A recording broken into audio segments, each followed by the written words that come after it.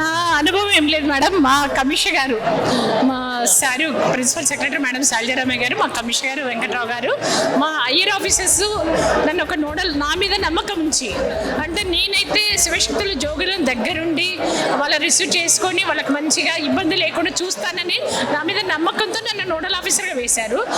వాళ్ళ నమ్మకాన్ని నిలబెట్టాలి. డిపార్ట్మెంట్లో నేను పనిచేస్తున్నప్పుడు ఎవరికి ఎలాంటి ఇబ్బంది లేకుండా భక్తులకు ఇబ్బంది లేకుండా చూడాల్సిన బాధ్యత నాది. కాబట్టి నేను ఈరోజు ఆ జోగిన్లో శివశక్తులందరినీ కూడా దగ్గరుండి రిసీవ్ చేసుకొని కళ్యాణం దగ్గర కూర్చోబెట్టి కళ్యాణం అయిపోయినాక అమ్మవారి దర్శనం చేయించాము.